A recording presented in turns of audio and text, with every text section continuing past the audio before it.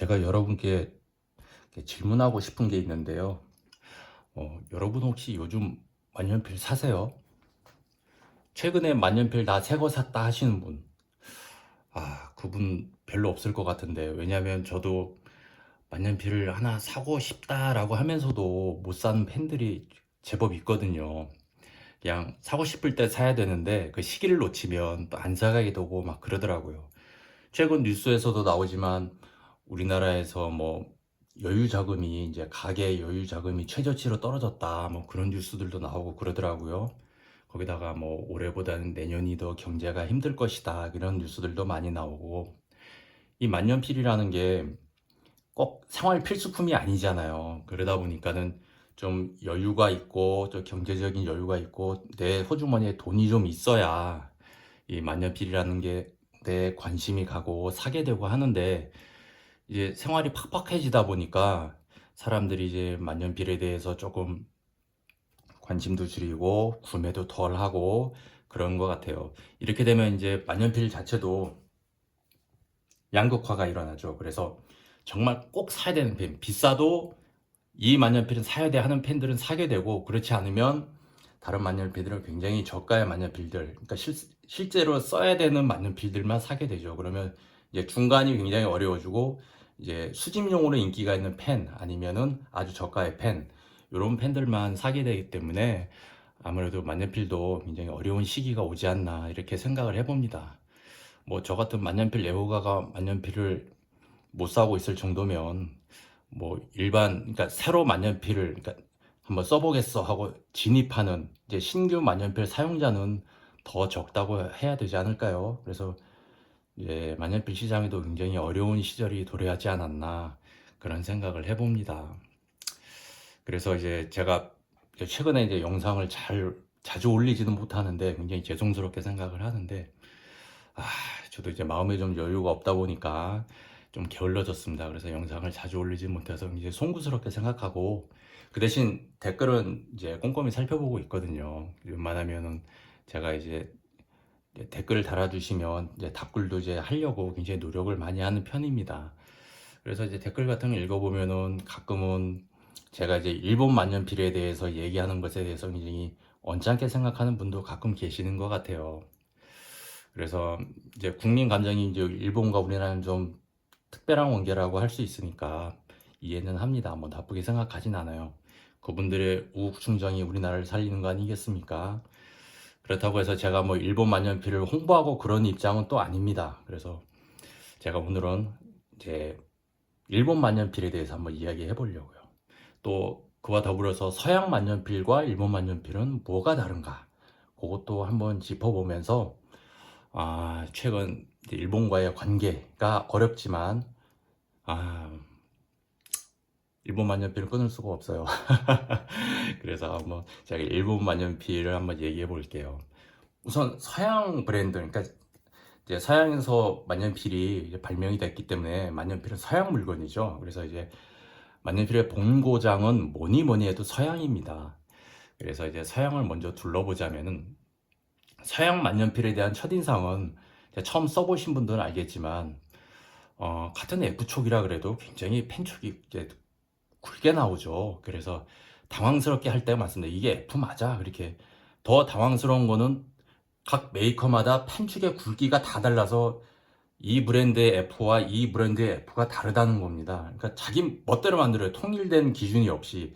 근데 그게 만년필을 처음 쓰는 사람에게는 굉장히 당황스러운 거죠. 그래서 결국 내가 원하는 굵기의 만년필 펜촉을 찾으려면 그럼 다 써봐야 된다는 얘기인데, 이게 얼마나 시간 낭비고 돈 낭비예요. 그래서 그런 게 굉장히 좀 당황스럽고, 또 만년필에 대해 실망해서 만년필에 대한 관심을 끊게 되는 그런 계기가 되고, 아유, 나하고는 안 맞나 봐 이렇게 생각할 수도 있거든요.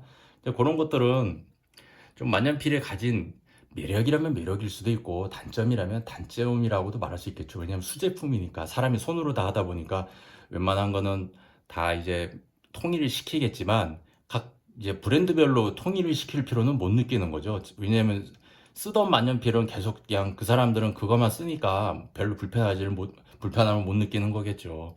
그래서 만년필 펜촉이 굵다, 이게 이제 첫 번째 인상이 될 수 있는데, 만년필 펜촉은 이제 어떤 문자를 주로 쓰는가에 따라서 이제 좌우가 됩니다. 근데 이제 서양을 대표하는 문자는 알파벳이잖아요. 그러니까 알파벳은 아무래도 단순하고 획수가 적죠. 그냥 대문자, 소문자 정도고, 그 다음에 이제 획이 단순하다 보니까 문자 하나를 쓰면서 만년필을 종이에서 여러 번 뗄 필요도 없어요. 심지어는 필기할 때는 이제 대부분 필기체도 많이 쓰니까 한 번에 문장을 쓴다고 해도 만년필을 종이에서 뗄 일이 별로 없어요. 그냥 쑥쑥쑥쑥 문지르듯이 가다 보니까 그냥 글자의 섬세함을 표현한다기보다는 만년필 펜촉이 그냥 쓰기에 편하고, 그러니까 잉크가 샌다거나 그런 것 없이 안정적이고 실용적인 펜, 그런 것들을 굉장히 선호한다고 보면 됩니다. 그 대신 만년필에 이제 만년필 자체에 희귀한 재료를 쓴다든지 무슨 뭐 돌을 쓴다든지 아니면 아프리카 어디서 나는 무슨 나무를 쓴다든지 막 이런 희귀한 재료를 쓴다든지 아니면 이제 클립이나 배럴의 디자인의 아름다움을 추구한다든지, 이제 대표적인 게 이제 이 오로라의 물방울 클립 아니면 파카의 화살 클립, 이런 게 될 수 있겠고, 또 사람들이 만년필 하면 떠올리는 모양이 바로 이 몽블랑의 디자인이죠. 요거 자체가 이제 만년필을 상징하는 그런 디자인이라고 보시면 될 것 같아요. 그래서 이런 디자인이 굉장히 아름답습니다.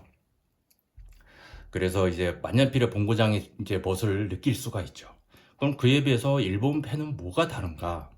이제 보통 파일럿, 세일러 아니면 플래티넘 이렇게 일본 3사로 대표되는 일제 만년필은 서양 펜에 비해서 굉장히 펜촉이 가늘고 섬세하죠.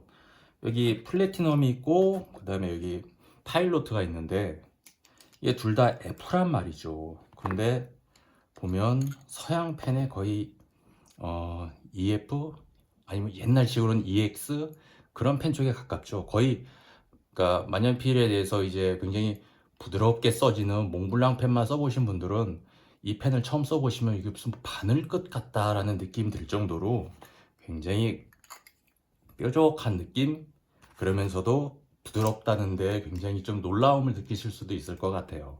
그럼 일본 펜은 왜 이렇게 가늘고 섬세해졌느냐? 왜냐면 한자 문화권이기 때문이죠.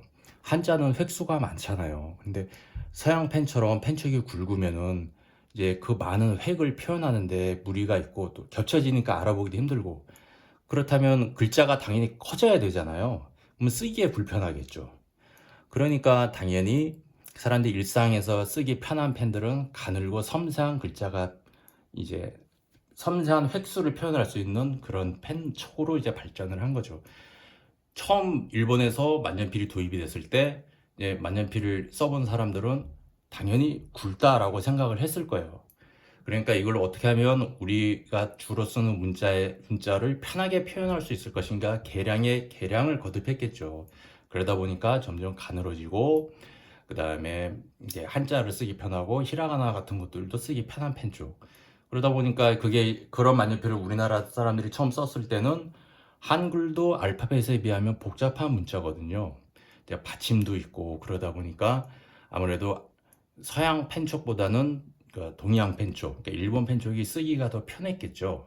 그래서 항상 예나 지금이나 일본 만년필에 대한 고정 수요층이 항상 있어요. 우리나라에는 일본 펜을 쓰는. 최근에는 셀러 같은 데서는 펜시용품처럼 막 색깔놀이를 하는 펜들도 이제 저렴하게 많이 발매하기 때문에 학생층에도 꽤 팔고 있는 것 같아요. 물론 이제 중국 쪽에 이제 많이 이제 가격 경쟁이 안 되니까 이제 많이 이제 수요를 뺏기긴 하지만, 그래도 세일러는 아직도 여학생들이나 뭐 그러니까 손이 작은 여자분들한테 굉장히 인기가 높은 펜이죠. 그러니까 자기 파이가 있어요, 일본 펜들도.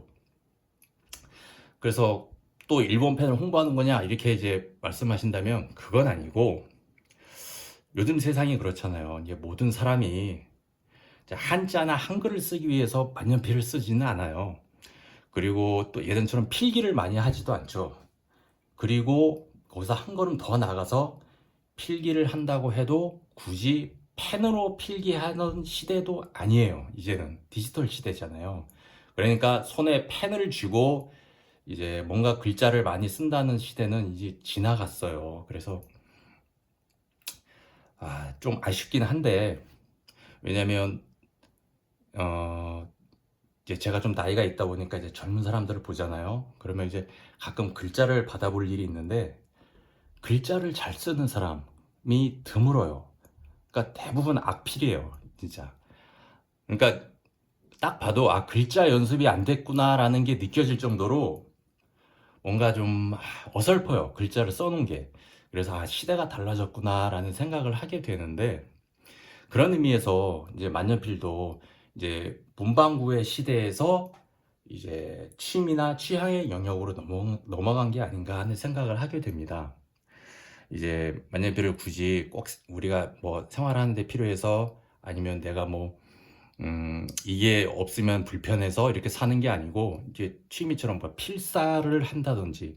그러니까 최근에도 그런 분이 계셨는데, 한문 필사가 취미예요 하시는 분도 계셨고, 또 저같이 영어 필기체를 쓰는 게 취미인 사람도 있어요. 저는 만년필을 처음 샀을 때 제 옆에 짝꿍이 만년필로 필기체를 썼는데, 중학교 때인데 필기체를 써는 게 너무 멋있는 거예요. 그래서 그게 제 뇌리에 굉장히 깊이 남아 있었나 봐요. 그래서 만년필을 처음 사게 된 계기가 필기체를 배우려고 샀어요. 그러다 보니 이제 하나하나 늘어나서 지금까지 온 건데, 이렇게 자기 마음속에 어떤 각인이 되면 그걸 한번 재현해보고 싶은 마음이 있나 봐요. 제 경우에는 영어 필기체가 그랬거든요. 그래서 이제 쓰다 보니까 이제 서양 펜부터 시작을 했는데, 물론 서양 펜도 재미있었지만 일본 펜으로 이렇게 영어 필기체를 쓰는 게 굉장히 재밌더라고요. 왜냐면 일본 펜은 날카롭기도 하지만 펜촉이 다양하게 나오잖아요. 그러니까 뭐 소프트 펜촉, 그러니까 부드럽게 벌어지는 펜촉도 있고, 아니면 뮤직 립이라고 해서 굉장히 두꺼운 펜도 있고, 아니면 설명하기 편하게 그러니까 구부러진 펜촉도 있고, 뭐 별의별 펜촉이 다 많은데 이제 골라 쓰는 재미가 있더라고요. 그래서 그렇게 하다 보니까 만년필 개수도 늘어나고, 아, 이런 게 만년필이구나 하는 생각을 하면서 이제 한 해 한 해 보내게 됐는데, 만년필이라는 게 그런 것 같아요. 그러니까 어떤 국적에 따라서 이렇게 나눈다기보다는 그냥 우리는 좋은 만년필이면 돼요. 그냥 그 내가 좋아하는 그 만년필이 만약에 서양 브랜드라면, 어 만년필 본고장에 정말 아름답고 완성도 높은 펜을 쓴다라는 만족감이 있을 거예요. 그리고 내가 좋아하는 펜이, 내가 굉장히 즐겨 쓰는 펜이 일본 브랜드라면 섬세하게 만든 장인의 기술을 느낄 수도 있겠죠. 이제 우리나라에는 이제 불행하게도 이제 아직 서양 펜이나 일본 펜을 견줄 만한 그런 브랜드가 없어서 우리나라 만년필 애호가들은 이 둘 사이에서 갈등을 하게 되는데, 좀 우리나라도 이제 서양 펜의 장점, 일본 펜의 장점을 결합한, 혹은 그것을 뛰어넘는 그런 브랜드가 좀 나왔으면 좋겠습니다. 만약에 그런 펜이 나온다면 누구보다도 제가 먼저 그 펜을 살 거예요. 그래서 그런 좋은 펜을, 그런 우리나라의 펜을 여러분들에게 리뷰할 수 있는 그런 세상이 빨리 왔으면 좋겠습니다.